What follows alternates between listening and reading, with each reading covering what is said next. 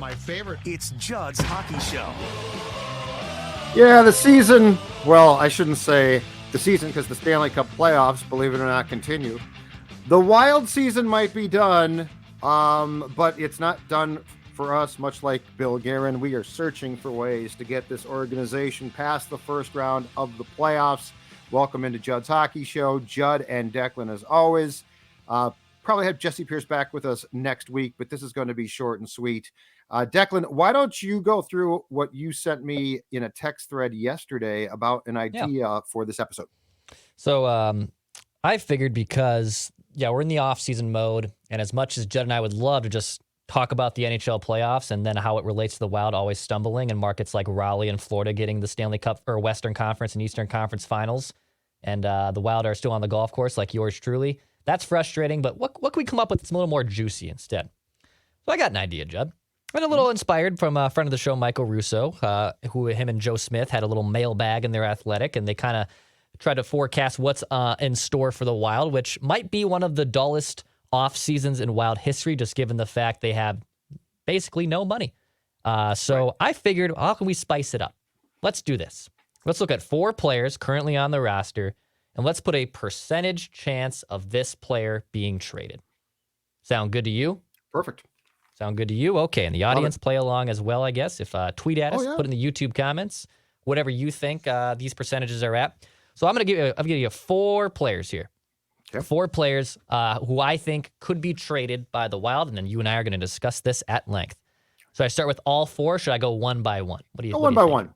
Go one by one. Let's unveil them. Let's unveil. Tease. Yeah, let's keep some suspense towards the end of the episode then. Okay, let's do this then. Let's start with this guy. Mats Zuccarello. What is the percent chance that the Wild move on from Mats Zuccarello this offseason? Judd, give me some ramifications too, because I know there's some caveats in here. Give me the ramifications, the salary cap, and then, of course, your percent chance that the Wild move on from Mats Zuccarello. So just to be clear, what I will do is I will give you the percent chance that as I think the Wild thinks, okay? Because like Zuccarello, 35, I'd be tempted to trade him. Like if in a perfect world, to your point, the potential ramification just contractually is this. He has a 10-team no-move clause. So he can give you 10 teams. I do not want to be traded to those 10 teams. But he certainly does not have full protection. 2023-24 is going to be the final year of his contract. And the reason why I would consider trying to trade him is because he is on the hook to make $6 million. And that would be a nice amount, to Declan's point. The Wild's got no cash. It would be nice to free up $6 million. If you could go into the couch cushions and find that, that would be an advantage. That'd be nice. All that being said, I'm going to put the percentage at 3% because of one thing. Kirill Kaprizov. Yeah. It's one thing to have Zuccarello walk away and know that he's going into his potentially at the age of 35 last season in 23-24, Declan. That's one thing. It's another to trade him. Kirill loves him. And you know what? Eventually the Wild's going to have more of a Russian presence, I think. And the reality is Zuccarello is nearing the end of his career. All of that being said, my personal opinion is for this summer, I think it's about a 3% chance. I do not think Bill Guerin would trade Kaprizov's seemingly best friend and line mate out from under him at a time when the Wild is still certainly with an eyeball towards the next contract, trying to keep number 97 happy. What do you think? Okay, so I'm going to up it, but really not by much. I'm going to say 10% chance. Okay. I think 1 out of 10 times he could be traded. So the other flip of that coin is 90% he will be here. The contract is difficult because it's no move. So you have to basically get his approval to do anything. If you it's just 10 teams. It's just 10 teams. So I've got a lot of teams I could trade him for. According to our friends, he's got it modified. Yes. So it's a no move clause, but it's just 10 teams now. I think it started off, I think when Fenton gave him, I think a 5-year contract originally, I want to say it was complete no move, but starting with this past season, there were there was more of a team friendly aspect built in. You are correct. Yeah, it's a modified no trade clause starting this last season and into this season. So he had a full no move for the first 3 years of that contract. Year 4, that modified kicked in. Now he's entering year 5 of the last year of his deal at $6 million. Yeah, I think 10%. To be honest, I actually think this could be someone you move at the deadline. I think that's more realistic, especially if maybe the Wild aren't contending. Or you could get something for him. You know, could I see him wanting to go back to the Rangers? 100%. Why wouldn't he? So I think it's a 10% chance. You don't want to, upset Kirill. That playoffs too leaves a sour taste for sure, but also he was horrible. I'm on the record with you that I said I thought he was the worst player on the ice for the Wild in that playoff series, at least the worst forward on the ice for the Wild. So it was bad. I don't disagree with you at all. I'm just going to say 10%. And probably more likely someone that could be moved at the NHL trade deadline here in like 9 months. So 10% for me. If it wasn't for Kirill, I would say like 30% because it makes a ton of sense. But I just don't think I think that rightfully so, there's going to be a lot of apprehension about doing anything to piss Kirill Kaprizov off. Last thing too on Mats, I will say, because when he signed that contract, we were all baffled. And even after year 1, we were like, this is going to be a long year. He's actually fulfilled, I think, his value so far in this contract. I don't think he's exceeded it, but I think he's provided the necessary value, and it hasn't been the albatross I think we thought it was when life kind of stopped in early 2020. I think it's and Kirill helps that a lot. But I think it's actually he's been a solid player. He's had a really good chemistry with Kaprizov. This hasn't been as bad of a contract I think we thought about 3 years ago. Yeah, if Kirill Kaprizov doesn't come here, it's probably a disaster. Yes. Now, he also came here. So he came here after he broke his arm. So he was traded from the Rangers to Dallas for a playoff run and broke his arm. And he clearly came here not anywhere close to 100%. But in hockey, because it's hockey, that didn't get talked about a lot. So I will say that the fact he got healthy was huge. But yeah, the chemistry with him and Kirill, which Paul Fenton sure as hell didn't see coming, was absolutely instrumental. But I like that. I could see that. I could see if the Wild's not a contender, it would definitely make sense because at that point in time, Zuccarello himself might say, you know what? I'm getting older towards the end. Can I go to a team where we can win this spring as opposed to going through the, potentially first round and out again, or worse yet, not even making the playoffs with the Wild this coming season. Absolutely. All right. Next player on this 4-item list. Let's go with Ryan Hartman here, Judd. So Ryan Hartman, another center who has no trade protection, no movement clause protection, just an open, flat contract. Yep. What do you think here? Give me a % chance that they move on from Ryan Hartman. Okay, I'm going to keep this one small.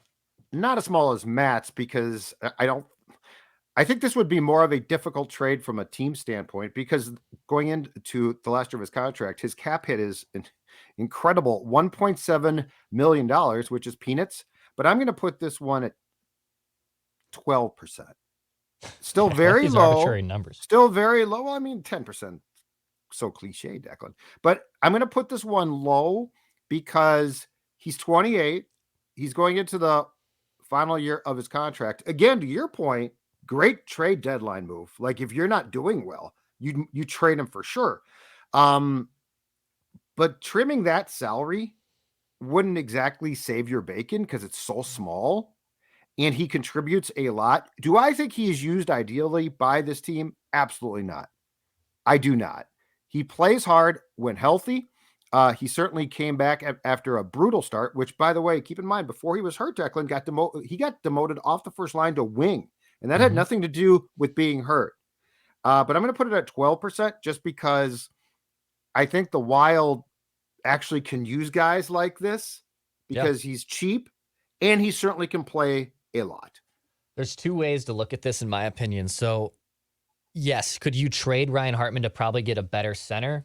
For sure, or best better option because he's a solid player. That's a good role guy, and I think the 30-goal season was more of a fluke than it was sustainable. But he's also making $1.7 million. So why would the Wild trade a guy who is making next to chump change when they're already up against the cap? If this was the Wild having salary cap space to play with, then actually I think it makes a lot of sense to potentially move on from him. because you could probably get something better in return. I'm going to give you a percent chance of only 15. Okay. I think 15% chance that they move on from Ryan Hartman. I think the contract, this helps them, right? Why would they acquire a more expensive player? Right. In a perfect world, yeah, I would actually say, please ship off this guy, go get something else, try something else here. But it's a small percent chance to me. I'm gonna be close to you and just say 15% chance they move on from Ryan Hartman. I think it's fair to say this: if his cap hit was $3 million or more, Declan, Also a good point. Yeah. he's probably gone, right? Correct. So all of these decisions are stressful. All of these decisions are tough. It's the off season. It's time to enjoy. And you know what, Dex? It's time to get your throttle therapy on land and on the water, and it all starts at the lodge. That's right, the Power Lodge. Look at that Bennington right there. Look at how relaxed. That might be Bill Guerin. I don't think he's that gray, but you know what? Might be, that no. dude is relaxed because he can cruise in the luxury brand new Bennington pontoon from the Power Lodge, enjoy sunset from the water, entertain the kids, and float on the lakes all summer long. It all starts at the Lodge, the Twin Cities' newest Bennington dealer. The Power Lodge locations in Brainerd, Onamia, Ramsey, and Miller Marine of St. Cloud. Again, powerlodge.com, millermarine.com. Enjoy throttle therapy because Minnesota sports are stressful enough, but an evening on the water in a Bennington is not. Powerlodge.com, millermarine.com. We appreciate their support here on Judd's Hockey Show. All right, what do we got next? All right, let's go to the next player on this list, Marcus Foligno, who we've kind of bandied about here. Jesse even said last week that as much as she loves the guy, it probably makes the most sense to trade him. Judd, what is your percent chance they move on from Marcus Foligno? Very high. Very high. I'm going to put it at 60%. Okay. Which I think in, compared to my first two is incredibly high. He is 31. He has no protection. So there's no move clause. There's no trade clause. There's no list of teams. He can be traded essentially anywhere Bill Guerin chooses to ship him, and his salary cap hit going into last year of his contract, $3.1 million. I think there is a very good chance he would be a very valuable player. I think if push came to shove, Dex, the Wild's preference would be not to move him. But when you look at this roster and the cap implications, Declan, somebody has to go. Yeah. And I think, unfortunately, from the forward group, it makes the most sense. Marcus Foligno probably is traded. What do you think? I'll up it. It's not a certainty that he's traded, but I'm going to say 70% chance. Yeah. I think also, Judd, his playoff performance kind of played him out here. I think the way he played, as much as he plays with a lot of energy and is very noticeable and the fans love it, and don't get me wrong, I love it to a degree too. I think we've kind of seen his peak. And I don't know if you're ever going to see the Marcus Foligno that was a really unsustainable offensive player a few years ago. Last year, I thought he took a significant step back, just not offensively with his numbers, but with his play overall. And I just think you can be better here. You can find something better. He's been serviceable. He's a great chemistry guy. He's been a great locker room dude. I know Guerin loves the guy. Yeah. But I think in terms of the salary cap, finding a better player for similar value, I would move on here. So I'm actually going to up it from you, and I'm going to say 70% chance that Marcus Foligno is traded this summer. It just makes the most sense, right? Yeah. Like Mats, you're not going to trade. Although ideally I would like to. Hartman, to our point from before, is too cheap to trade. So like that's not going to save you. Foligno's in that sweet spot of 1, no protection against a trade, and 2, he makes enough at 3.1 where that would be a nice way to free up. And you have to free up something. Right. You have to. And forward-wise, it's not that simple. So, yeah, I think Foligno is, unfortunately, the odd man out. Seems like it. It seems like they can find better production there. Like in a perfect world, if they can move on from Foligno and re-sign, I know it doesn't look like it's going to happen, but like if they could re-sign Oscar Sundqvist for a cheaper contract, I'd rather have Sundqvist, I think, than Foligno making less money. Yeah, I just think that they're at a point now where they have to free up cash somehow. Absolutely. Which I'm fine with. That one makes the most sense. Judd, one more player on this list. Before I get to that, though, you got the summer bod ready here. Talk Oh about our God. friends at Livia.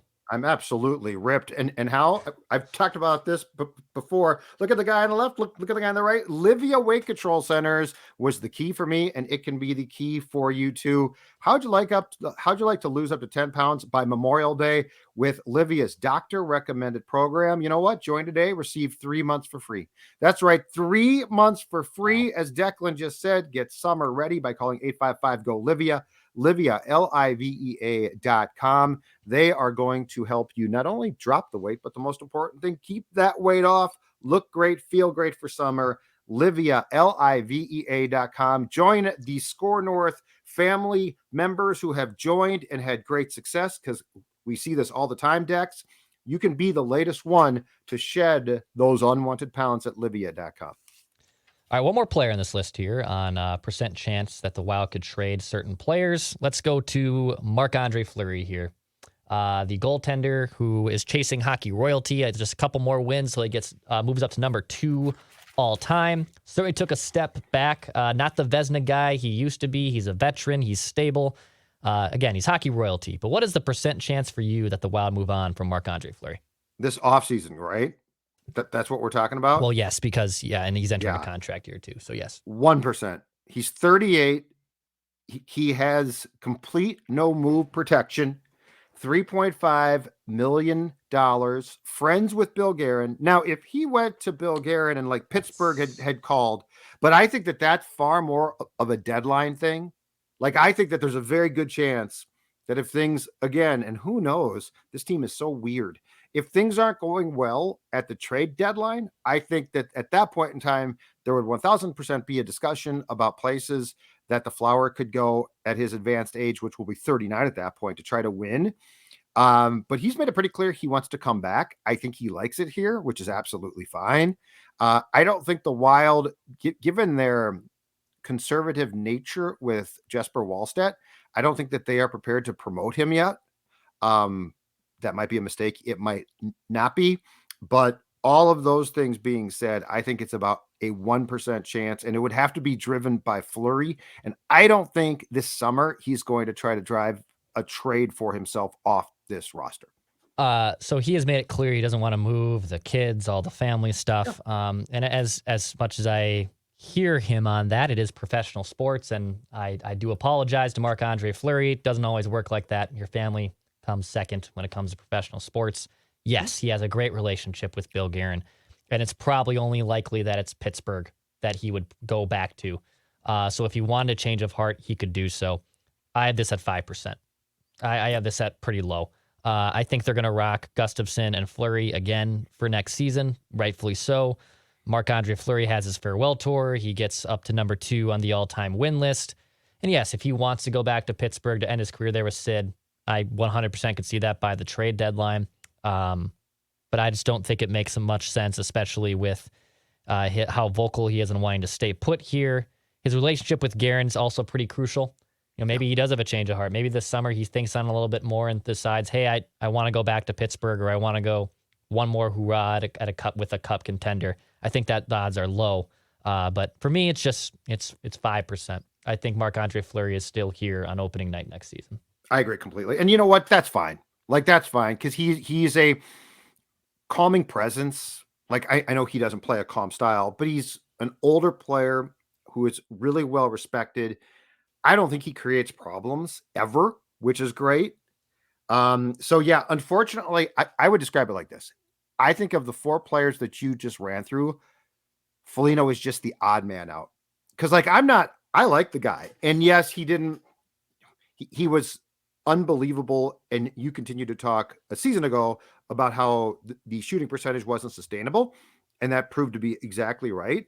I think he brings a lot, but when you go through this list, I think 75% of the list, you can make a pretty compelling case for why they won't be traded. Foligno, I really can't. Because I'm sorry, but he's liked does not like get you kept. Well, he's just a liked guy. And so Dumba's gone as a free agent. Foligno's gone. I think 37-year-old Alex Goligoski who does have no move protection, but I think he's going to ask out, and I think that he's going to be dealt. I mean, he might want to consider, I know it's going to shock people, retirement. I don't know what's left in the gas tank. The one I've got a question for you, and it's probably a pretty high chance he's gone. But he played a lot until the playoffs, at least, and he has no protection within his contract. 31-year-old John Merrill, who has 2 years left on his contract at a very reasonable cap hit of $1.2 million per Dex. Do you think he's back or gone? Because I think Goose is gone for sure. If Goose is gone, then he's back. Okay. Just makes sense to have an extra body there. You know, Brock Faber is essentially going to replace Matt Dumba in the lineup. Yep. And you need depth there. I don't know what the hell they're going to do with Kalen Addison. Like they clearly aren't happy with not just his play on the ice, but it just seems like, and I've gotten some messages on it. I can't really confirm it, but I think off the ice too, they don't love it.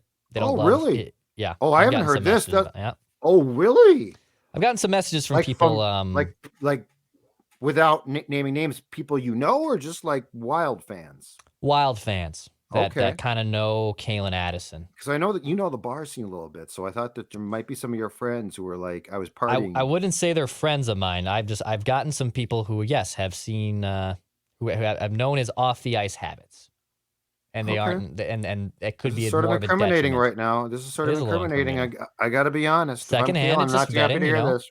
I don't know if NHL trade rumors will. He's a young guy. Guys grow up. Exactly. I mean, I think Dumba grew up 100% at some point in time. I did hear they were all out. I saw this, I believe, on the Reddit page. Shortly after the season ended, all of them were at Cowboy Jacks going to a Twins game like 2 or 3 weeks ago. Oh, okay, yeah. They went to a Twins game a couple of years ago, I think, after they lost to the Golden Knights in 7. And Greenway was getting sloshed in the suite, wasn't he, just pounding beers? Foligno was too. Yeah. I think they showed Moose on the big screen at the time, and I think he did the Bakhtiari pound like 2 or 3 beers. Good for him. It's very impressive. Good for him. I love that. But yeah, it probably makes sense. The interesting dynamic on the blue line is that they do have guys coming up. Like they have depth there, but your point might be right. They might not trust it yet.